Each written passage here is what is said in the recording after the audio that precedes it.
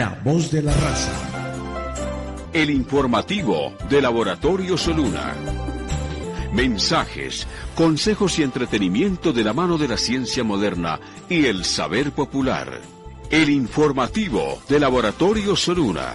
Dirige el doctor Jorge Holguín.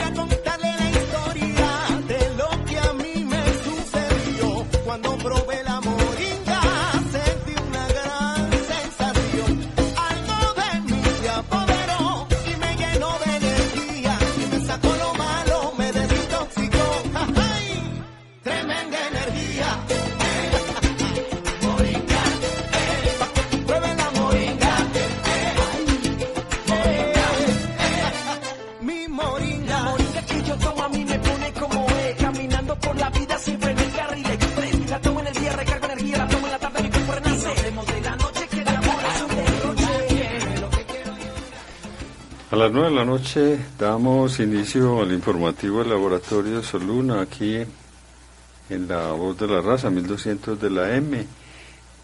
Hoy es viernes 5 de marzo del año 2021.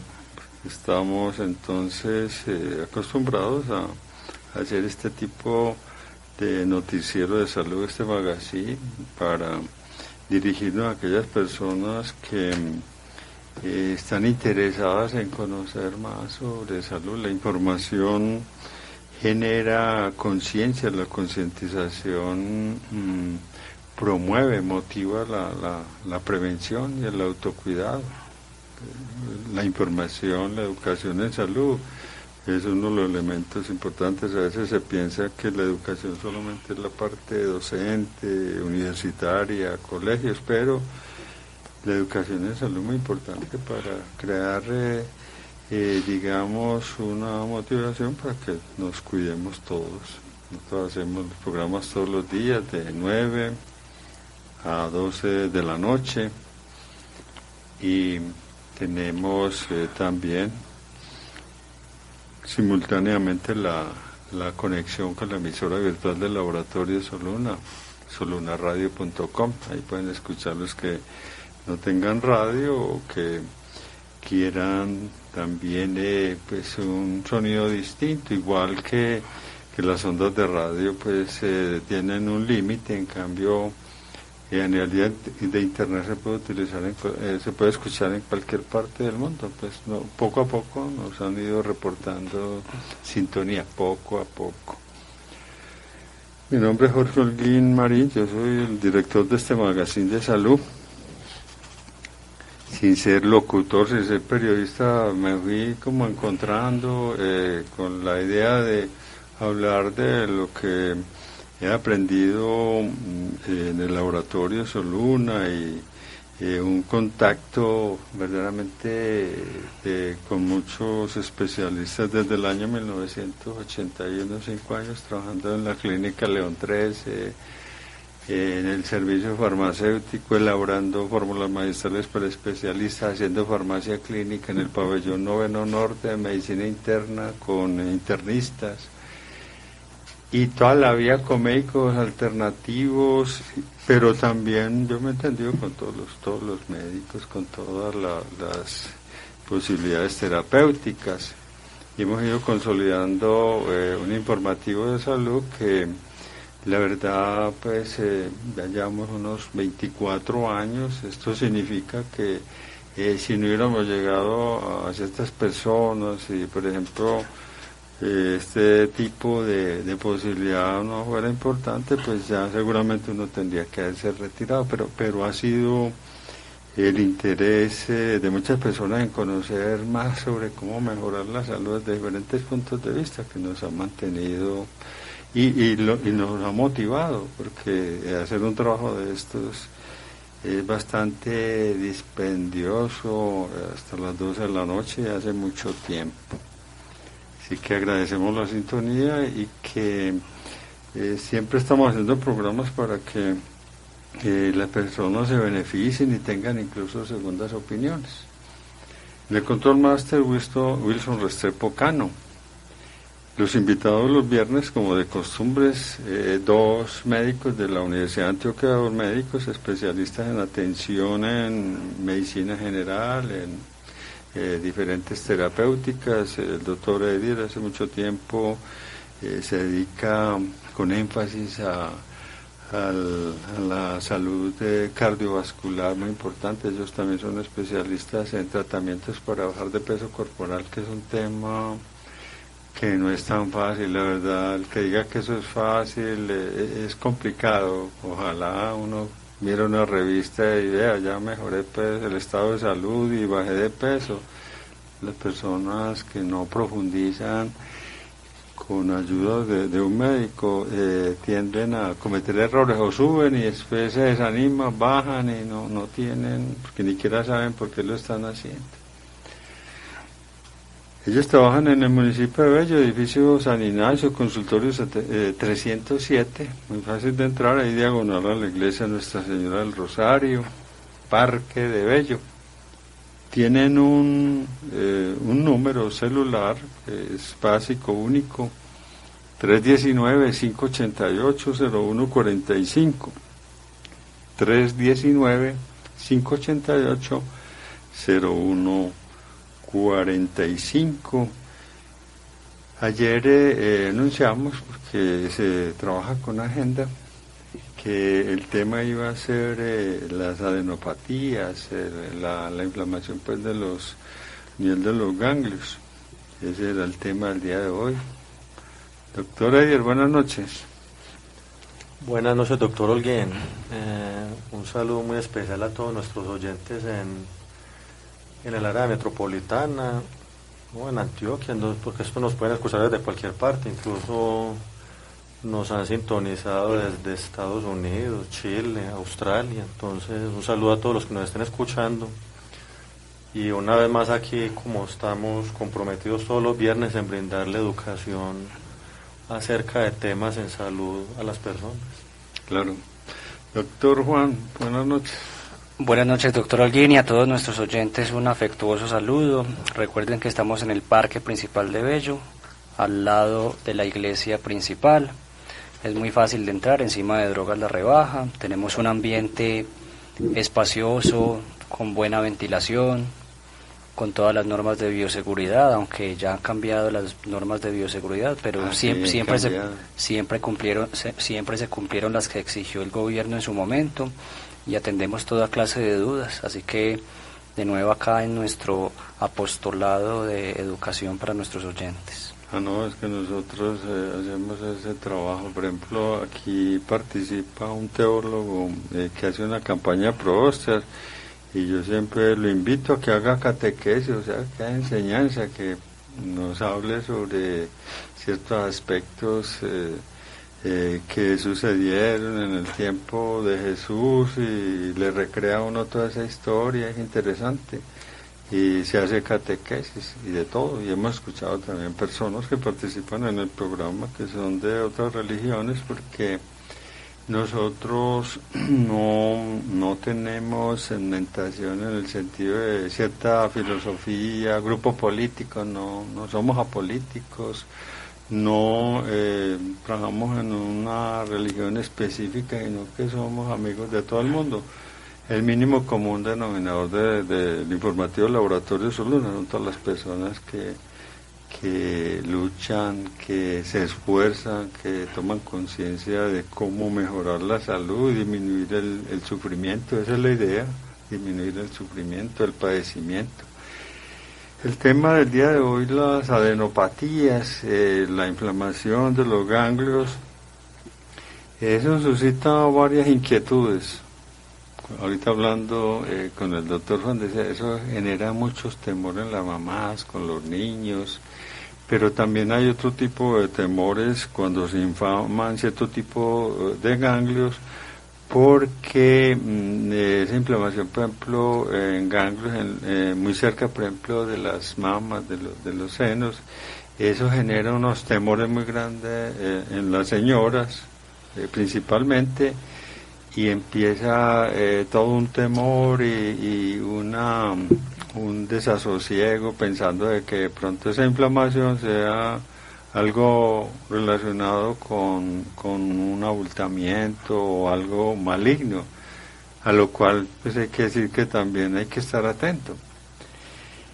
En general se habla mucho de ganglios, pero yo digo que para hacer pues la parte didáctica, doctor Edier,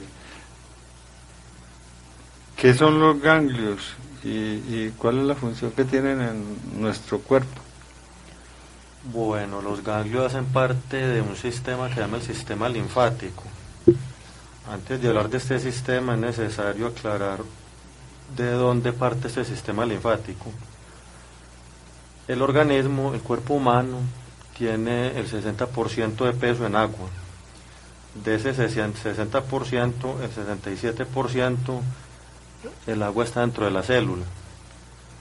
Un 26%, o sea, el restante del líquido, 67%, o sea, el 33% restante, lo dividimos en un 26%, que es el líquido intersticial, un 7% que es la sangre, y un 1% que es el líquido cefalorraquídeo, donde flota el cerebro y todo el sistema nervioso central. ¿Por qué le aclaro esto? Porque el sistema linfático se encarga de recoger el líquido intersticial, o sea, este 26% que acabé de hablar. ¿Qué es el líquido intersticial? Es el líquido que no está ni dentro de la célula, ni está en la sangre, ni está en el fluido espinal. Es un líquido que está en el organismo, por ahí sueltico, que tiene que mantenerse en un equilibrio para que no ocurran los famosos edemas, las hinchazones del organismo. Cuando este líquido se altera ese equilibrio, entonces la persona empieza a retener líquidos, a hincharse. ¿Qué hace el sistema linfático? Recoge este líquido en exceso, líquido intersticial, que normalmente durante el día se está produciendo resultado del intercambio de nutrientes entre los capilares. Los capilares, de ese punto donde llegan las arterias, empiezan a intercambiar nutrientes, oxígeno, recibir desechos para pasarlo a las venas. Entonces, en un momento en el que se convierten las arterias, se convierten a empezar a hacer venas. Para entenderlo de una mejor manera, supongamos que tenemos una casa, una habitación, un apartamento pequeño. Digamos que el apartamento es una célula. Entra el agua, el acueducto, el agua potable, y tenemos el alcantarillado. Entonces entra el agua potable, digamos que están las arterias, y el alcantarillado serían las venas, por donde salen los desechos y el agua que no se utilizó. En ese transcurso de intercambio de agua, digamos que el agua puede estar regando por alguna parte en el piso, se riega en otras partes y no directamente al alcantarillado. Parte de esa agua puede irse en el momento de trapear o de lavar los pisos, puede salir por debajo de la puerta y salirse parte del líquido. Y se impregna de suciedades. Entonces no todo el agua va a pasar directamente al alcantarillado. Va a salir un agua que va a quedar en el piso, va a quedar por ahí regada, agua pegada a la ropa que lavan, como para explicar bien de dónde viene el sistema linfático. Por ahí también sale de pronto mugre, cajas de basura, entonces se salen hacia la acera, bueno, en fin. Entonces, ¿Y en pasa? el organismo ese es tóxico? ¿Eso qué es? No son... Entonces digamos que el agua que sale por debajo de la puerta y las basuritas que logramos salirse para afuera en la calle, no hay quien recoja eso, o si hay quien lo recoja, en este caso sería el sistema linfático, porque el sistema circulatorio está entre el alcantarillado, que serían las venas, el agua potable, que serían las arterias, y la casa sería la célula. Entonces esa agua cuando pasa derecho, listo, sigue derecho. Hay un restante de agua que sería el que queda por fuera de la casa, o sea, de la célula. Entonces pasa el reciclador, pasa cualquier persona que esté recogiendo, limpiando las calles, y recoge esa agüita, recoge las cajas que dejaron por fuera de la casa, o sea, por fuera de la célula. ¿Esto a qué vamos? Entonces a explicar que así mismo es la célula. Ese líquido que queda por fuera de la célula, esos desechos de gran tamaño que no pueden entrar directamente al alcantarillado, que sería el sistema venoso, que es el que va a recoger la sangre con toxinas, sin oxígeno, la tiene que recoger alguien, un reciclador, alguien que esté limpiando la calle. En este caso es el limpiador, ese que se encarga de recoger ese exceso de líquidos que salieron de la célula, es el sistema linfático. Entonces el sistema linfático es hace parte del equipo de logística. Hace parte del equipo de logística del sistema circulatorio, funciona muy paralelo y el recorrido es muy similar. Es poco mencionado, pero es muy importante, ya ven por qué. En el intercambio entonces que tiene la sangre arterial en la célula, en ese punto de los capilares donde intercambian nutrientes, recoge CO2, entrega oxígeno, se pierden durante el día 20 litros de agua, no se pierden, se quedan por ahí regados por fuera, que si no se recogen, entonces la persona empieza a retener líquidos, pero no a retener líquido es por fuera, en el intersticio, ese es el intersticio, que no está ni dentro de la célula, ni dentro de la sangre, ni en el fluido espinal, generando edema, generando toxicidad por fuera de la célula.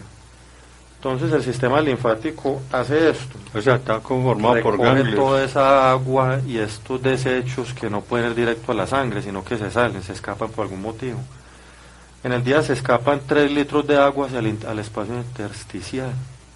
Se escapan 20 litros, se reabsorben 17 y quedan 3. Si esos 3 no se recogen por el sistema linfático, entonces viene el edema.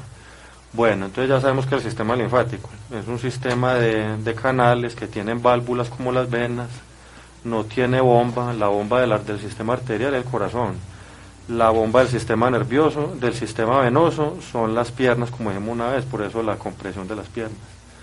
Y el sistema linfático funciona con los músculos, los movimientos y las válvulas que tiene adentro, que son mucho más efectivas que las de las venas, para que el líquido no se devuelva y pueda ascender. ¿Qué pasa con el sistema linfático? El sistema linfático contiene la linfa. ¿Qué es la linfa? Es el líquido intersticial que quedó por fuera de la célula, que no quedó en la sangre. Leucocitos. Glóbulos blancos. Los glóbulos blancos. Kilomicrones. Los kilomicrones son unas proteínas que absorben, que transportan los lípidos que se absorben en la ingesta. Entonces, cuando comemos algún alimento, todos los alimentos tienen lípidos, uno en más cantidad que otros, entonces esto en unas proteínas lo recoge, que se llaman los kilomicrones, pero eso se transportan por la linfa hacia el hígado. Entonces, esto es lo que contiene ese sistema linfático. Líquido intersticial, linfocitos, kilomicrones y algunas proteínas que son muy grandes para estar directamente en el sistema sanguíneo, en el proceso de intercambio, se lograron escapar, entonces la linfa lo recoge y lo lleva nuevamente al sistema venoso. ¿Dónde lo va a recoger en el sistema venoso?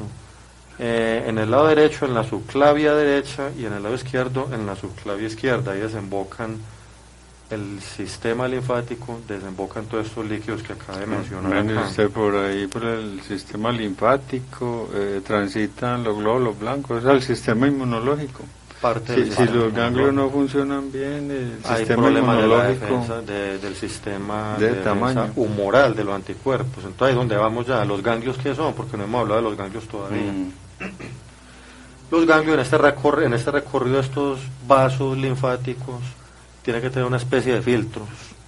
Esos filtros son los ganglios que hay en todo el cuerpo, que están los que han sentido las personas, por detrás de la cabeza los occipitales, por delante de las orejas los preauriculares, por detrás de las orejas posauriculares, submandibulares, cervicales en el cuello, supraclaviculares por encima de las clavículas que no se deben percibir, pero ahorita hablamos más de eso, axilares, inguinales, poplíteos, que es por detrás de la rodilla, en el codo, abdominales, pulmonares, y alrededor de 600 a 700 ganglios en el cuerpo. ¿Esos ganglios qué hacen? Son un filtro para que cuando por ahí pasen bacterias, sustancias extrañas, se van quedando en este filtro.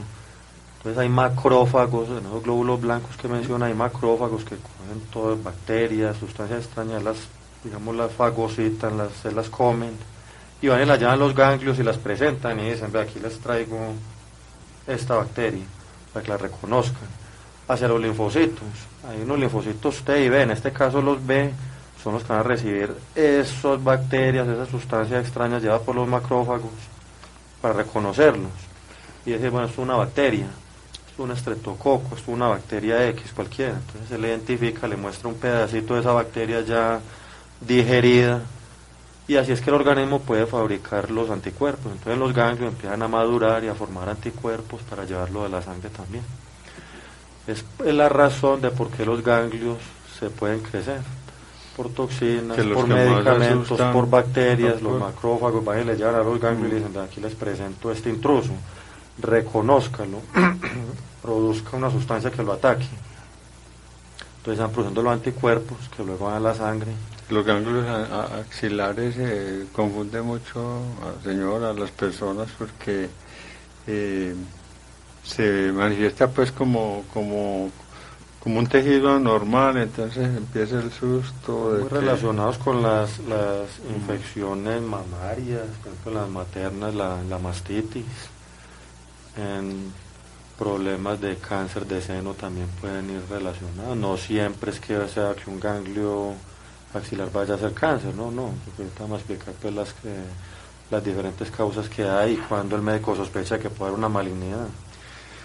Entonces, esa es como la función del sistema linfático, transporte de la linfa, función inmune y transporte de lípidos y proteínas que se escapan del sistema circulatorio.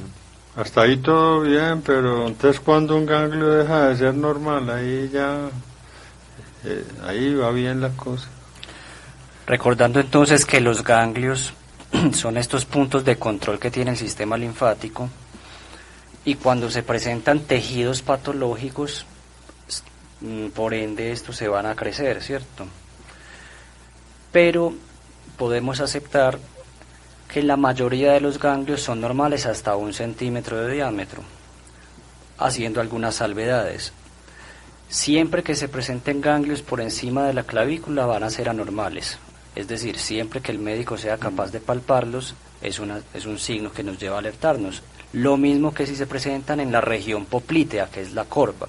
Entonces, independiente del tamaño, estas son regiones peligrosas. Ahora bien, en la región inguinal, a la gente le preocupa mucho esas bolitas que se toca, pero nosotros las aceptamos como normales hasta los 2 centímetros. ¿Por qué hasta los 2 centímetros? Porque en esta región el sistema linfático es muy grande y se presentan muchas toxinas en esta zona y los ganglios suelen ser un poquito más grandes ahí. Entonces las personas que se palpan ganglios inguinales no se preocupen, que si no son mayores a 2 centímetros pueden ser totalmente normales. Doctor Juan, ¿usted conoce el gusano de pollo? Es peludito amarillo. Sí. Y entonces cuando uno está en contacto con los gusanos, esos ganglios inguinales aumentan. Al ser picado en las piernas. No, en cualquier parte, pero principalmente en las piernas, pero, y ¿sabe cómo se llama vulgarmente? Una seca. Yo no sé por qué lo llaman así. Oiga, pero la inflamación es impresionante. Bueno, ya ahorita vamos a ampliar algunas de las causas que pueden inflamar los diferentes ganglios, esa no me la sabía yo. Gusano de pollo. Bueno, en la región medial de los codos también se puede presentar ganglios, se llaman los epitrocleares. Estos los aceptamos como normales hasta 0.5 centímetros, es decir, medio centímetro. Y si por alguna razón le mandan a un paciente alguna tomografía y encontráramos ganglios intraabdominales, estos se aceptan como normales hasta 1,5 centímetros. Estos no los vamos a palpar porque son internos, esto lo digo pues en hallazgos incidentales o buscados de una imagen como una tomografía. Para el resto de los ganglios entonces se aceptará como normal tenerlos hasta de 1 centímetro. Yo quiero hablar un poquito también en este punto de la epidemiología, porque en menores de 40 años aproximadamente el 0.4% de estos ganglios será no maligno, es decir, por causas benignas, pero el porcentaje se multiplica por 10, es decir, que llega al 4% en pacientes mayores de 40 años. ¿Qué significa esto? Ganglios en mayores de 40 años tienen 10% más de probabilidad de ser malignos. Del total de las biopsias, es decir, cuando el médico sospecha grandemente que este ganglio sea maligno y ordenara una biopsia, de esas biopsias el 60% representa malignidad. Pero del total de todas las adenopatías en conjunto, adenopatías es ganglios agrandados, más de lo normal. Del total de ellas, solo 1% va a ser maligno. Una de las grandes preocupaciones entonces, pues las cuales a partir de cierta edad y cierta inflamación de los ganglios, ustedes prescriben una mamografía. Sobre las causas de la adenopatía, la inflamación de los que ganglios. se crezca. Entonces, y ya teniendo pues claro cuando están crecidos, pues que obviamente es el médico, no el paciente, ya uno determina, y la mayoría de las causas pueden ser malignidad, infecciones, y iatrogénica. Iatrogénica es cuando por alguna situación médica se causa algún daño al organismo. Por malignidad, las leucemias, los linfomas, metástasis, cáncer en general puede causar crecimiento de los ganglios linfáticos que se infiltran de células malignas. Esas serían pues como las causas cuando es maligno. En infecciones, bacterias de cualquier tipo, brucelosis, bartonella, infecciones por sífilis, chancro, infecciones en piel, linfogranulomas venéreos, infecciones de transmisión sexual de cualquier tipo. Muchas veces empiezan con infecciones de transmisión sexual, heridas, sífilis. La sífilis, por ejemplo, lo más común, empiezan con ganglios inguinales, que es como lo más común en este caso. O el chancro, que es parecido pues como a la sífilis. ¿Los gonococos también o qué? También. Pero más la sífilis. Pero la genera más la sífilis. El linfogranuloma venéreo también hace que se crezcan los ganglios, por hongos, criptococosis, histoplasmosis, coccidioidomicosis, viral, adenovirus, rubeola, citomegalovirus, el herpes que es muy conocido, el VIH también puede causar adenopatías, al menos en los primeros días de la infección. ¿Coronavirus qué tal?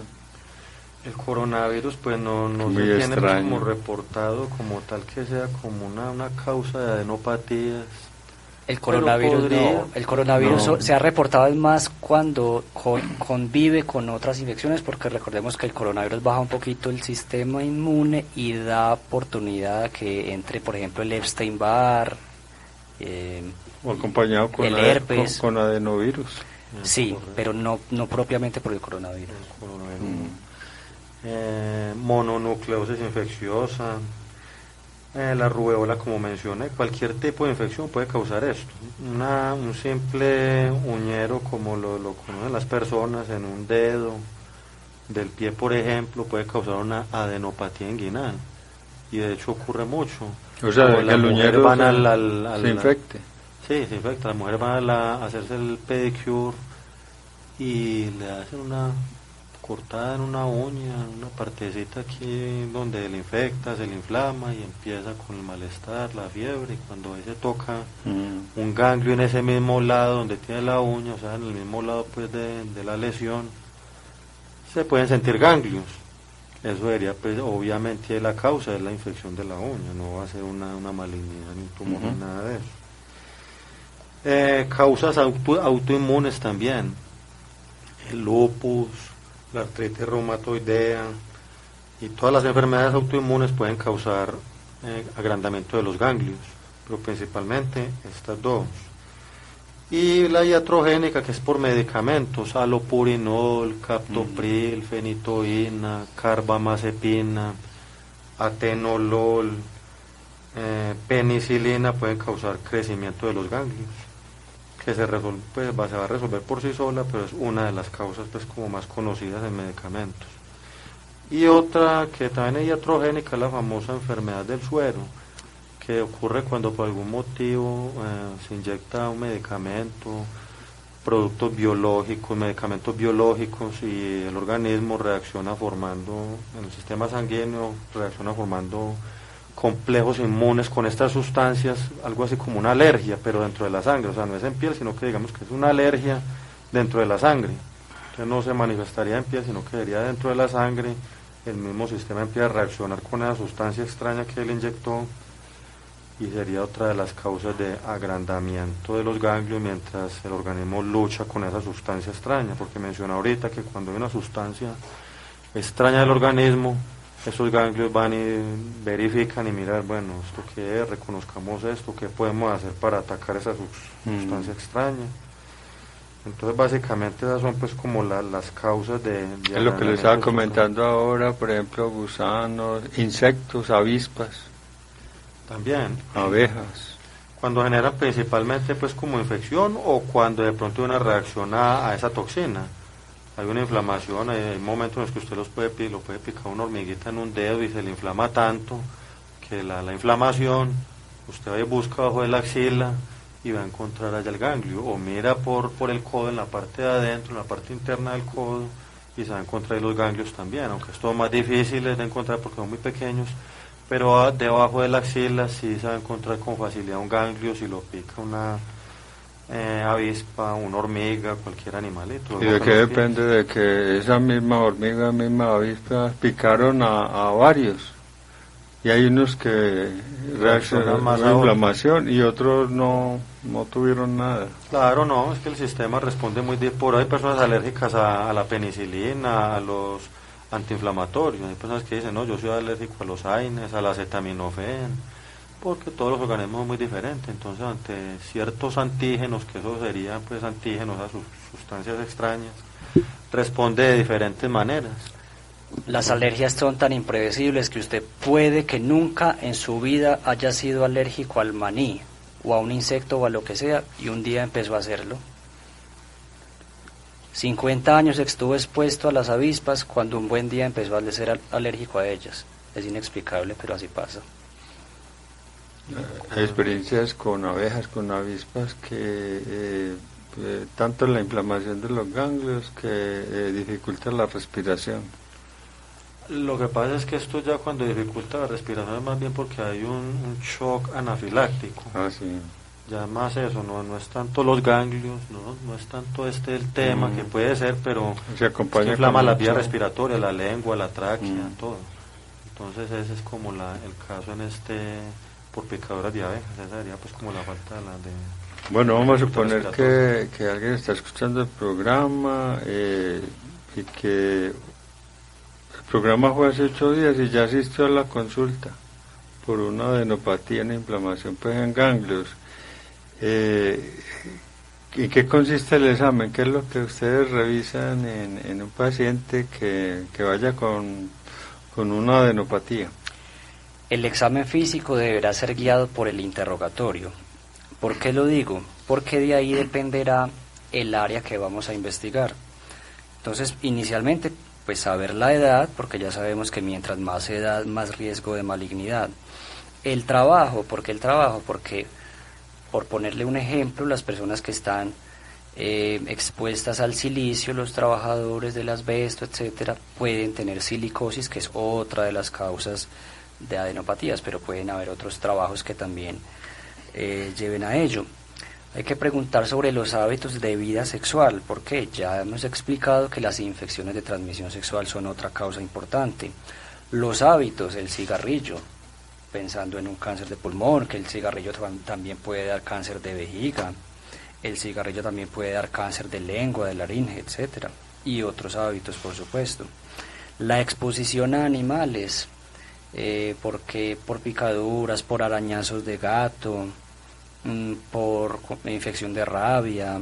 En Estados Unidos hay otra infección muy importante que es la del Lyme, pues que no vamos a contarla aquí en Colombia, pero también allá ocurren estos casos. Eso es por una bacteria, por cierto. La ingesta de carne, porque hay infecciones que pueden entrar por carne que tiene huevos de parásitos. Los viajes. ¿Por qué? Porque hay personas que vinieron de un lugar, por ejemplo, de África o de lugares selváticos que pudieron ser picados por algún insecto. También hay que preguntar cuál es la evolución. ¿Por qué? Aquí con la evolución hay una cosa interesante. Si el ganglio lleva menos de 4 semanas, uno prende las alarmas. Y si lleva más de un año, también uno prende alarmas. Pero en el intervalo no tanto. O sea, si una persona lleva un ganglio hace 8 meses, uno le dice, bueno, esperemos a ver si pasa del año con ese ganglio. Ahorita vamos a ampliar un poquito esto también. También en el examen físico, perdón, en el interrogatorio preguntamos si estos ganglios vienen con otros síntomas, un dolor en específico, una descarga de pus en alguna parte, fiebre, cansancio, malestar general, todas estas preguntas que nos llevará a pensar en una etiología. Cuando nos vamos entonces ya al examen físico, también es muy importante vigilar si no hay visceromegalia. ¿Qué es esto? Que el hígado y el vaso no estén agrandados, porque el agrandamiento de ellos también nos llevará a pensar en otras cosas y por supuesto otras vísceras, el estómago. O sea, lo hacen que por palpación. Sí, la palpación con el paciente acostado, nosotros vemos el hígado está muy grande y tiene ganglios, pensamos tal cosa. Si el vaso está agrandado, si el estómago está agrandado, si toco una masa en el intestino, importantísimo en el examen físico. Y también muy importante ver cuál es la consistencia de ese ganglio. ¿Por qué? Porque los ganglios malignos no suelen doler, suelen ser muy duros, es decir, no son cauchosos como los benignos, y suelen estar muy adheridos a la piel, es decir, no tienen buena movilidad. Los benignos suelen ser dolorosos, suelen ser blandos, suelen ser móviles. Otra cosa fundamental entonces es ver la localización de esos ganglios. Y aquí voy a hacer pues un listado grande que no sé si a algunos de ustedes les resulte tedioso, pero es importante para algunos pacientes que lo sepan. Cuando el ganglio es supraclavicular, es decir, encima de los huesos claviculares, siempre uno piensa que algo malo está pasando. ¿Por qué? Porque son comunes en el cáncer de abdomen, de ovario, testículo, próstata. Esto en la parte izquierda de la clavícula. Si es en la parte derecha de la clavícula, uno piensa en cáncer pulmonar o cáncer de esófago. Es decir, cuando los ganglios son en esta región, no es bueno. Empieza el susto. Empieza el susto, hay que investigar a ver de dónde fue. Puede que no, porque todas las posibilidades son malas. Todas las posibilidades son malas cuando el ganglio está justo encima del hueso clavicular. Cuando está en el codo, uno piensa en la sífilis. Cuando está en región axilar, cuando está en las axilas, uno piensa en patología del seno, ya sea benigna o maligna, pero los ganglios, la mama, los senos suelen drenar hacia axilar. Cuando están en la ingle, uno piensa en sífilis, herpes. Cuando por tomografía o por imagen uno encuentra ganglios abdominales, uno piensa en cáncer intestinal, en tuberculosis, en linfoma. Los ganglios abdominales, les recuerdo, no suelen ser palpables, esto lo vemos más bien en imagen, pero también lo quiero mencionar. Las leucemias, linfomas, metástasis de cáncer, esos pueden dar en cualquier localización puede ser. Y en el VIH, sífilis, toxoplasma, leucemias, linfomas, artritis, lupus, pueden dar generalizados, es decir, pueden dar muchos ganglios en el cuerpo. Recuerden que el doctor Edier dijo que son 600, 700. Entonces en estas enfermedades pueden encontrarse muchos ganglios inflamados, esto es importante también. Cuando están preauriculares, es decir, delante de los oídos, puede ser una conjuntivitis, puede ser una sarcoidosis. Retroauricular, es decir, atrás del oído, uno piensa en rubeola, en infecciones del cuero cabelludo. Las infecciones del cuero cabelludo entonces suelen dar un gangliecito ahí atrás del oído. Los estreptococos pueden... Si son en el cuero cabelludo, que es una de las causas importantes de infección en piel, y el estafilococo también, pueden dar un ganglio. No, estreptococo. Bueno, sí. Eso suelen dar en región cervical, las faringitis estreptocócicas en región del cuello, sí, estreptococo piógenes, que es el que da en las amígdalas. Pero también cervical puede ser el Epstein-Barr, toxoplasma. Debajo de la mandíbula puede dar en tumores nasales, en cáncer de tiroides. Un resumen largo, pero es importante pues decir estas regiones, porque según la región entonces son las sospechas de uno y ahí van a ir dirigida nuestra batería de exámenes. Bueno, otra cosita que quiero decir es que Muchas de estas infecciones puede dejarle a usted un ganglio hasta por un año. Es decir, doctor, vea, a mí ya me pasó esta infección del cuero cabelludo y ese ganglio de detrás del oído no se me ha quitado, llevo 6 meses con él. Entonces uno le dice a la paciente, no, tranquila, esto le puede quedar hasta un año, incluso un poquitico más. Entonces, para que se tranquilicen nuestros pacientes. Muy bien, antes de continuar con el tema de las adenopatías, quiero recordarles que el doctor Aida y el doctor Juan Miguel son médicos de la Universidad de Antioquia, graduados en el año 2013, ya están ajustando 8 años, siempre mucha experiencia. Ellos tienen un número celular único, 319-588-0145, 319-588-0145. Bueno, yo pienso que, sobre los síntomas, pues la interpretación es médica, la orientación, pero el saber qué síntomas hay en ciertas enfermedades también le puede servir a los pacientes, a las personas, porque hay situaciones donde deben prestar atención. Entonces, conocer generalidades de los síntomas es importante. ¿Qué síntomas pueden presentar en la inflamación, pues, de los ganglios, y cuándo esos síntomas pueden significar pues que es un signo de alarma? Bueno, los ganglios hay que prender las alarmas, estar muy atento al estudio cuando hay una en la anamnesis, o sea, cuando uno le está preguntando al paciente el interrogatorio, pues que es lo que se conoce, le refiere a uno que hay pérdida de peso, más del 10%, sudoración nocturna, fiebre persistente por más de una semana, deterioro del estado general, la persona se siente mal, hay artralgias constantemente. La pérdida de peso, ¿ahí por qué sería? Por estos síntomas se conocen como síntomas B, que son los síntomas que pueden orientar hacia un linfoma. La pérdida de peso, por lo mismo, cuando hay procesos malignos la persona baja de peso, cuando hay un linfoma se baja mucho el peso aún más, o sea, cuando hay una enfermedad maligna se baja el peso, pero en el linfoma es muy indicativo, pues, de esta enfermedad, la baja de peso, sudoración nocturna, fiebre persistente más de una semana, artralgias, o sea, pues dolor como digamos dentro de los huesos, hepatoesplenomegalia también hace parte del linfoma. Entonces empieza a crecer el vaso, en el examen físico uno encuentra el vaso crecido, el hígado crecido. Entonces esto es uno de los síntomas de alarma. El deterioro del estado general de la persona le dice a uno que está enferma, que se siente muy mal. Un ganglio no tiene por qué poner mal a una persona. Ahora, si la persona tiene una gripe, un adenovirus, una otitis, pues claro, es normal que se sienta mal por eso, pero eso no le va a durar pues más de una semana, ni va a estar una semana con fiebre, no. Normalmente eso dura 2-3 días y va mejorando progresivamente. En cambio, en un linfoma, la persona se siente mal, o sea, se siente enferma. Y el peso, pues, la reducción de peso es rápida. Aquí hubo un lapsus ahorita con el tiempo, la cronicidad, el tiempo que uno dice para ver si hay que prender alarma o no. Los ganglios que son de menos de 4 semanas, uno dice, bueno, son benignos.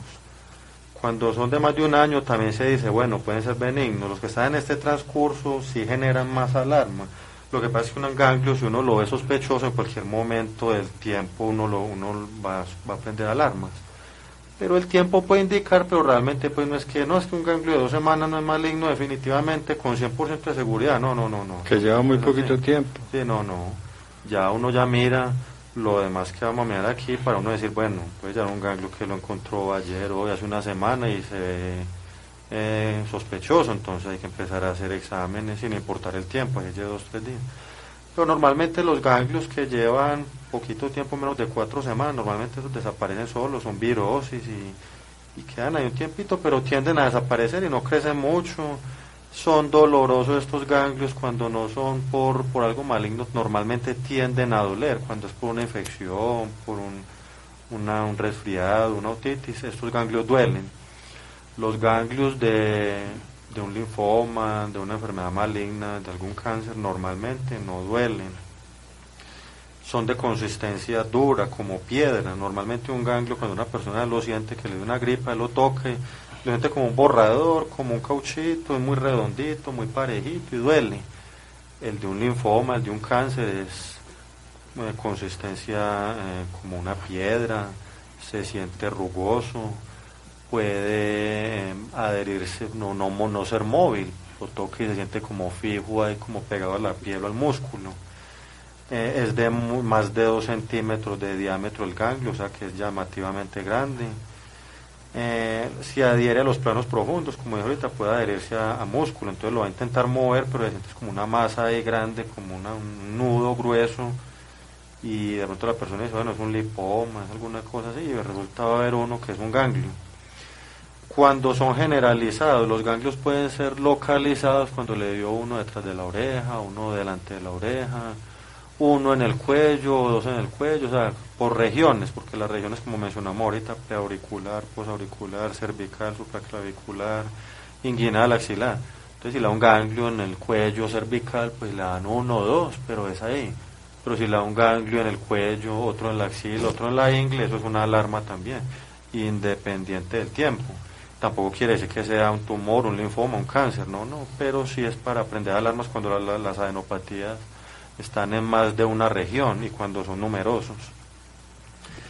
Y son de rápido crecimiento también. Cuando son de rápido crecimiento también hay que ponerle mucho cuidado. Un ganglio normal por una infección, como lo he venido mencionando, tiende a desaparecer. Puede que dure un tiempo, pero tiende a ir disminuyendo el tamaño. Entonces un ganglio que empieza rápidamente a crecer, un mes crece, a los 2 meses más, a los 3 meses, y sigue, en vez de involucionar, hay que ponerle mucho cuidado. A estos ganglios, cuando tienen estos signos de alarma, hay que hacer una biopsia excisional, o sea, hay que extraer el ganglio y mandarlo a patología para mirar qué es lo que tiene el ganglio. Esa es como la prueba reina para estos ganglios con signos y síntomas de alarma. Sacar el ganglio y analizarlo completico. También a veces los puncionan con aguja, sacan como decir una muestra con un sacabocado que sería la aguja, pero no tiene un rendimiento tan bueno este tipo de examen. Como lo ideal es retirar todo el ganglio completo y mandarlo a estudiar. Claro. Cuando tienen estos signos de alarma que mencioné. Bueno, con respecto a inquietudes que hay sobre si la inflamación de los ganglios en los niños es igual al resto de las otras edades. Sí, los niños tienen un sistema inmune, digamos, más despierto que el de la gente mayor, entonces suelen reaccionar con un poquito más de agresividad, sobre todo a las infecciones. Entonces, por esa razón, a los niños se les acepta que esos ganglios puedan crecer hasta 2 centímetros, considerando los normales. Las particularidades de los niños es que a ellos, como explicábamos ahorita, es más raro que les dé una neoplasia, o sea, un cáncer, aunque también les puede dar, claro que sí. Entonces, más comúnmente a ellos les da en infecciones del tracto respiratorio, en infecciones por virus como el Epstein-Barr, citomegalovirus, aunque también hay casos en donde se da la artritis reumatoide juvenil, que es una enfermedad que puede dar en ellos, y si uno sospechara que ya tienen neoplasias, es decir, cánceres, uno sospecharía más una leucemia, un linfoma, un neuroblastoma, aclarando que es más raro en ellos. En niños es normal ver ganglios inguinales y cervicales, a ellos les da mucho por ese sistema inmune tan reactivo que tienen. Entonces, a las madres que le noten una bolita a nivel inguinal o cervical, es bueno que consulten igual, pero que no se preocupen, probablemente sea normal. Yo quería decir algo respecto a lo que dijo el doctor Edier, es que a mucha gente también le preocupa la pérdida de peso. Mucha gente dice, doctor, estoy perdiendo peso, perdí 2 kilos. No es tan alarmante. Las pérdidas que nos llaman mucho la atención son las de gran cantidad, hasta 10% del peso total. Es decir, una señora que en 8 meses ha perdido 7 kilos, hombre, hay que estudiar por qué. Independiente de que tenga unos ganglios, sea cual sea la causa, hombre, uno no tiene por qué perder sin haber hecho pues cambios de dieta, por supuesto, obvio. Notorios, uno no tiene por qué perder 6, 7 kilos en 5, 6 meses, 8 meses. Pero hay personas que pierden esa cantidad con dietas extremas. Por supuesto, sí, obvio no tiene que estar relacionado con dietas. Personas que no han cambiado sus hábitos ni de ejercicio ni de dieta y han perdido 8 o 9 kilos en 6 meses, hombre, estudiemos qué está pasando. Pero si ha perdido 2, 3, 4, o si no lo ha contabilizado, tampoco se preocupe. Uno lo que suele decir, bueno, tiene usted tal peso, veámosla en 2 o 3 meses a ver si sigue bajando de peso y sigamos estudiando. Porque en diabetes de pronto también puede ocurrir eso. Claro que sí, pero no es porque pensemos en algo, necesariamente algo malo, sino hay que estudiar porque está perdiendo peso. Pueden ser muchas las causas, sí. Unas de ellas malignas, pero otras de ellas benignas. Independiente de eso haya o no ganglios, persona que está perdiendo grandes cantidades de peso, sí vale la pena estudiarlas, pero que sean grandes cantidades y cuantificadas, eso sí. Pues muchas personas ya están preguntando, bueno, cuáles son los tratamientos, o sea, cómo la orientación, ¿en qué consisten los tratamientos? Bueno, el tratamiento básicamente es un seguimiento y un estudio. No es si le vamos a tratar una adenopatía, no.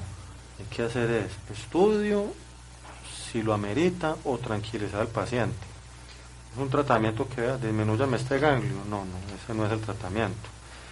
Cuando hay una linfadenopatía o una adenopatía localizada, como les dije ahorita, uno en la ingle, uno en la axila, o uno en la región cervical, o uno en la región submandibular, vamos a mirar primero el tamaño, que es de menos, del tamaño que uno ya sabe pues que es peligroso, entonces dice uno, bueno, no se le puede hacer un seguimiento, no es generalizado, no está lleno de ganglios, no hay fiebre, no hay pérdida de peso, no hay síntomas de enfermedad, la persona no siente nada, y es muy pequeño, uno que le dice a la persona, 2, 4 semanas vamos a observar a que el ganglio empiece a disminuir y que no haya ningún otro síntoma.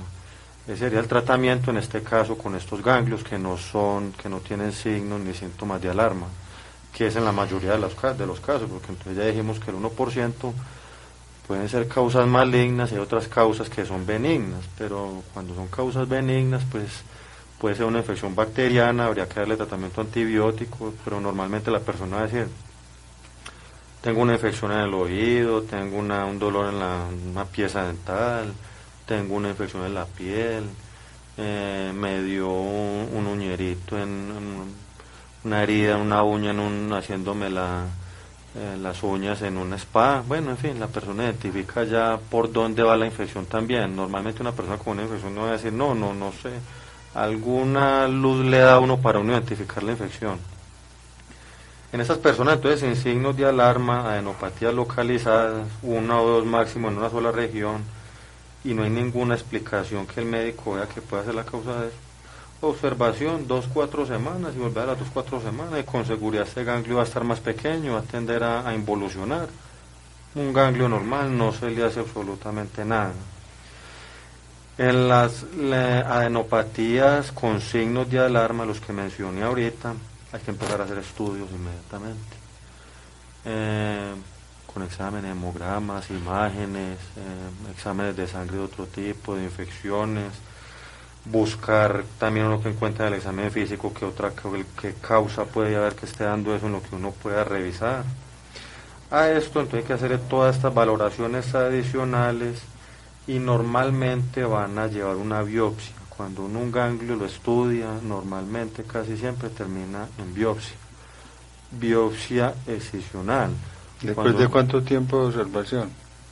No, estos ya no, porque ya estos tienen signos de alarma. Cuando es con signos de alarma, por mencionar ahorita pues que lo del tiempo es una indicación, sí. Pero si uno encuentra un ganglio que lleva 1 semana, 2 semanas, con 3 ciertas semanas, características, y tiene ciertas características que dan alarma, inmediatamente hay que prender alarmas y empezar los estudios. Entonces estos son en los localizados con signos de alarma. Cuando son linfadenopatías o adenomegalias, que es el mismo nombre, generalizadas, así no tengan, así sean pequeñitos, así la persona no sienta nada, ya el mero hecho de ser generalizado, o sea, en el cuello, por detrás de la cabeza, por delante de las orejas, por detrás de las orejas, en el cuello, en la axila, está lleno de ganglios, independiente de que sienta o no sienta nada, también hay que hacer todos los estudios adicionales. Entonces tampoco es normal de que una persona tenga adenopatía generalizada, así que se le va a decir, no, esperemos 2-4 semanas, ¿no? En ese tampoco. Hay una inquietud muy particular acerca, por ejemplo, del virus del herpes zóster, bueno, la culebrilla. Esa inflamación de alguna manera puede tener inflamación de cierto tipo de ganglios. Es más de los ganglios nerviosos. Y que se demoran demasiado pues para recuperar. Es más de los ganglios nerviosos, que eso se aloja en el sistema nervioso periférico, unos ganglios nerviosos, y son otros ganglios diferentes. No son linfáticos. No son los ganglios linfáticos, unos ganglios nerviosos que también son unos ganglios nerviosos. Aparte de este sistema, entonces claro, como cualquier infección puede dar ganglios también. Entonces si le dio en la espalda, pues esta región de la espalda va a drenar, probablemente va a drenar en la axila, por decir. Entonces puede tener en la axila de ese lado, puede tener ganglios inflamados. Pero el herpes zóster o la culebrilla que llama la gente es de otro tipo de ganglio donde se aloja el virus, y por eso le repite durante... O sea, hay inflamación de ganglios, pero son... Pero otros ganglios, pero el herpes zóster en este caso se alojan unos ganglios nerviosos, que es donde se están activando constantemente durante la vida de la persona, una época de estrés, de inmunosupresión. Y esos ganglios nerviosos, otros aparte de los linfáticos, ahí está el virus almacenado. El dolor persiste mucho tiempo. Por eso un dolor de tipo neuropático, una neuralgia, porque precisamente viene de los ganglios nerviosos. Y cuando hay una afección en las raíces nerviosas, en el cableado nervioso, pues se va a generar un dolor de este tipo, quemazón, picazón, como cosquilleo. Es un dolor neuropático directamente. En la inflamación de... ya. No, le iba a decir que lastimosamente el herpes zóster no cura, porque como se aloja en esos ganglios, en cualquier momento en que se baja el sistema inmune se puede reactivar la infección. Cuando se hacen estos tratamientos antivirales, lo que se busca no es curar, sino que las exacerbaciones no sean tan seguidas, pero puede que en el futuro vuelvan a seguir dando. Claro. En la inflamación de los ganglios, ¿cuáles son los exámenes que ustedes más recomiendan, prescriben? Porque yo creo que es bueno que las personas conozcan cómo se llaman, por qué se hacen, porque hay reticencia o dicen que para qué le mandaron tantos exámenes, que eso es muy dispendioso, en fin. Hay unos que se alarman mucho con un ganglio pequeño, sobre todo otros que teniendo ganglios grandes y dicen, eso se desaparece solo, entonces de todas las personas. Hay unos que con una gripita le salió un ganglio y se alarman, se asustan y tengo cáncer, otros están llenos de ganglios y creen que van a desaparecer solos. Cuando les le ordenan los exámenes, ya empieza como una preocupación. Sí, entonces como lo explicaba ahorita el doctor Edier, siempre que haya síntomas o signos de alarma, el examen será la biopsia, y que de esas biopsias el 60% resulta que lastimosamente es maligna, pero de todo el total de los ganglios, solo el 1% va a ser maligno, entonces habrá que hacer otros análisis, y dependerán mucho de la región en donde estén localizadas y de los síntomas asociados. Ejemplos de estos exámenes será el común hemograma. El hemograma yo les explicaba en el programa de anemias que nos da una gran cantidad de información. Nos descarta si hay una leucemia, por ejemplo, porque vamos a ver cómo están las líneas celulares de los glóbulos blancos. También podemos hacer un examen que se llama la VSG, es decir, velocidad de sedimentación globular, que es un indicativo muy importante de inflamación y de infecciones también. En casos selectos mandaremos un panel viral que incluirá el citomegalovirus, el herpes zóster, el herpes simplex 1 y 2, que incluirán los exámenes de transmisión sexual, VIH, sífilis, hepatitis B, en casos selectos clamidia, gonorrea. También pacientes, dependiendo de sus síntomas y de la localización de los ganglios, se intentará descartar una tuberculosis, que también es causa importante porque la tuberculosis puede dar ganglios regionales como puede dar ganglios generalizados. Entonces ahí mandaríamos unos rayos X, o si tiene síntomas respiratorios también mandamos el examen directo con baciloscopia, o el examen en piel, que es la tuberculina o Mantux. Ya propiamente para estudiar el ganglio con imagen, uno escogería inicialmente una ecografía. Muchas veces esa ecografía, para tranquilidad de la gente, lo único que dice son ganglios reactivos. ¿Qué significa ganglios reactivos? Simplemente que el ganglio reaccionó a una infección. Eso es una buena noticia. Eso significa que no es nada malo, que simplemente es un ganglio reactivo. Lastimosamente, algunos de esos casos no dan ganglio reactivo, sino que la ecografía arroja que es un ganglio sospechoso, y si la ecografía arrojara eso y así no tuviera otros signos de alarma, también se va a biopsia. ¿En qué momento se justifica ordenar una mamografía? La mamografía hay que realizar tamizaje a todas las mujeres mayores de 50 años, tienen que hacérsela. Cada 2 años es según la guía. ¿Pero asociado a ganglios inflamados? No. No, la no, mujer se lo no. debe hacer constantemente después de los 50 años, hay que hacérsela por rutina, independiente de los ganglios. Claro, si uno encuentra un ganglio axilar en una mujer, pues uno va a buscarla a ver hace cuánto hizo la última mamografía. Si le digo, tengo una mamografía hace 2, 3 meses, 6 meses, pues difícilmente va a haber algún tumor, algún cáncer en una mama, pero de todas maneras sí, uno ya miraría a juicio del médico, mira, no sé qué hay necesidad de repetirla o no para tener seguridad. Pero la mamografía es un tamizaje que hay que hacerlo cada 2 años en las mujeres mayores de 50 años, entonces independiente de que hayan ganglios o no, se debe realizar, así como las mujeres se hacen la citología también. Y si hay malignidad, encuentran malignidad, entonces ya el tratamiento es hacia... ¿En una mamografía? Sí.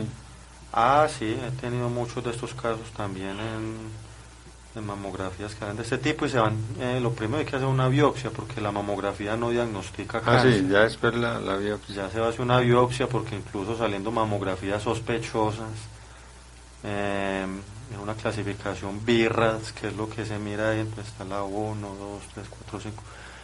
Ya se mira ahí que puede decir, eso es altamente sospechoso de malignidad, pero realmente no necesariamente tiene que ser maligna. La mamografía es simplemente un método de tamizaje. Muchas mamografías salen sugestivas de malignidad. El radiólogo dice se sospecha con alta sospecha y malignidad y se hace la biopsia y no tiene nada.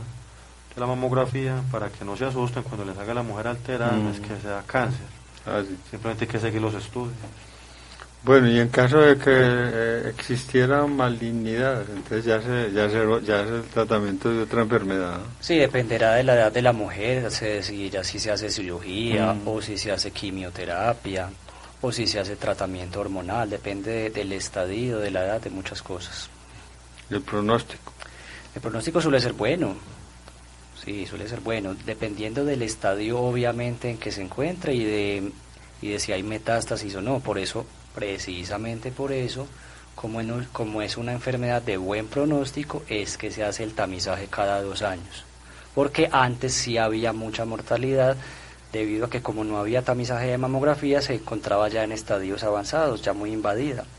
Entonces ahí está. ¿Hay buen pronóstico cuando se detecta a tiempo? Por supuesto, cuando ya hay... En etapas incipientes. Claro, por supuesto, cuando ya hay metástasis, merma el pronóstico bueno, pero también se puede trabajar incluso en metástasis. Entonces, el panorama no es tan malo como hace unos años. Muy bien. Una información importantísima sobre adenopatía, inflamaciones de los ganglios. El doctor Ed y el doctor Juan Miguel, pues todos los viernes están aquí con temas diferentes. Esperemos que esto sea de utilidad para muchas personas y también que si hay alguna enfermedad que se presente, pues obviamente sería bueno estar tomando decisiones rápidas. Hay personas que no van a consulta porque de pronto les dicen algo que resulta tiene una enfermedad. Hay una prevención con eso. Sí, hay mucha gente que piensa que me van a encontrar algo malo, pero que me van a buscar hasta que me encuentren algo. E incluso cuando le encontremos algo malo, el pronóstico probablemente sigue siendo bueno. Entonces los invitamos a que consulten igual. Recuerden entonces, ellos tienen un número celular 319-588-0145. Doctor Edier, ¿cuál es el teléfono? 319-588-0145. Invitamos a todas las personas que nos estén escuchando en este momento en el área metropolitana, en Antioquia, donde estén y quieran ir al municipio de Bello. Allá los esperamos con los brazos abiertos para resolver sus dudas y brindarles la asesoría, y allí se le definirá si requiere otro tipo de cita, examen más avanzado, referencia a otros niveles de atención. Allá se le da la orientación. Allá se le dice qué hay que hacer, a dónde hay que remitirla, si no hay que remitirla, y se puede esperar. Oiga, doctor, hablando pues de transporte, ¿por qué hay tanto taco para ir a Bello ahí, sobre todo a la ida? Oiga, y a toda hora.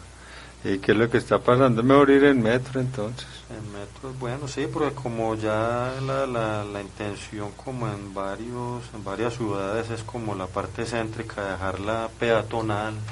Medellín incluso se ha pensado lo mismo también, dejar el centro peatonal, entonces como la tendencia ya es a dejar los centros peatonales.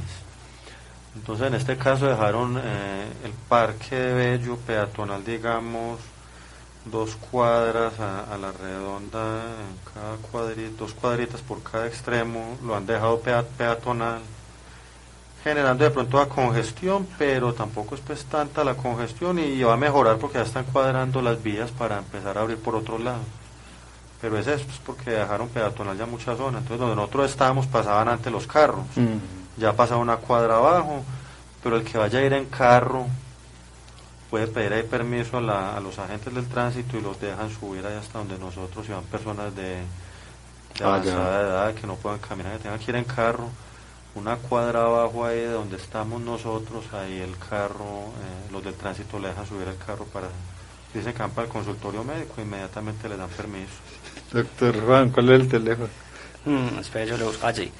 319-588-0145. Y recuerden que todos los habitantes de los municipios al norte de Bello, Girardota, Copacabana, Don Matías, no tienen que ir hasta el centro de Medellín para buscar un consultorio, ahí nos tienen en Bello. En todo el parque principal es muy fácil de llegar, así que bienvenidos todos. La capital del norte. La puerta de entrada. La puerta del norte. Bueno, muchas gracias pues por la información, y aquí dentro de 8 días estamos pues pendientes de otro tema. Don Wilson, unos anuncios.